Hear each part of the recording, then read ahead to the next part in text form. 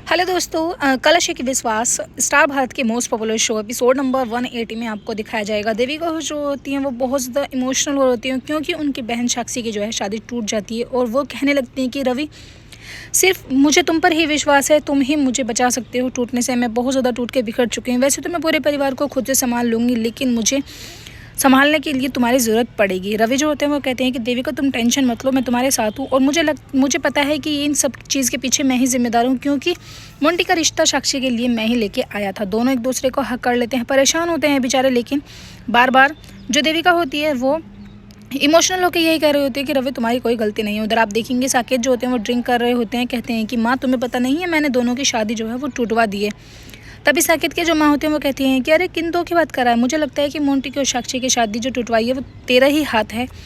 उधर देविका जो होती हैं वो कहती हैं कि आखिर मोंटी ने इतना बड़ा फैसला क्यों लिया। तभी जो रवि होते हैं वो कहने लगते हैं कि उस बदतमीज़ इंसान का मेरे सामने नाम मत लो, और तुम्हें पता नहीं है कि मैं इसकी तह तक ज़रूर जाऊंगा। मुझे पता तो चलना चाहिए कि आखिर मेरे भाई ने इतना बड़ा कदम उठाया तो कैसे। जब तक मैं जिंदा हूँ ये नहीं हो सकता कि तुम्हारी आंखों में कोई आंसू आए। देविका जो होती हैं वो रवि के मुंह पर हाथ लगा लेते हैं, कहती हैं कि ऐसे अपशगुन शब्द ना बोलो, मौत आए तुम्हारे दुश्मनों को।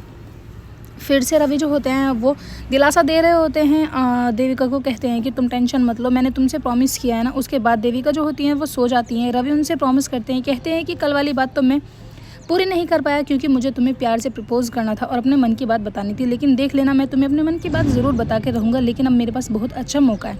उधर अब देखेंगे रवि की माँ जो होती हैं वो मंदिर जा रही होती हैं कि तभी साकेत वहाँ पर टपक जाते हैं, जाकर कहने लगते हैं कि अरे मुझे बहुत दुख हुआ कि तुम्हारे जो बेटे की शादी है वो टूट गई है। तभी उनकी माँ उनको बुरा भला सुनाने लगती हैं, कहते हैं कि तो ही मतलब बीच में आके टपक जाते हो, तुम्हें भी ये नहीं पता कि किसके घर पर कब जाना चाहिए और कब नहीं। उधर आप देखेंगे निवेदिता जो होती है वो यही सोच रही होती है कि आज कितनी अच्छी नींद आई है, कल का दिन कितना प्यारा था, आखिर साकेत ने जो है शादी टूटवा ही दी।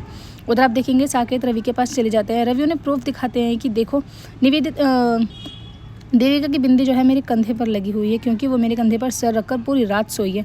उधर आप देखेंगे रवि के और देविका के बीच में रोमांटिक सीन्स हो रहे होते हैं। एपिसोड के एंडिंग ऐसी होगी, आने वाले एपिसोड बहुत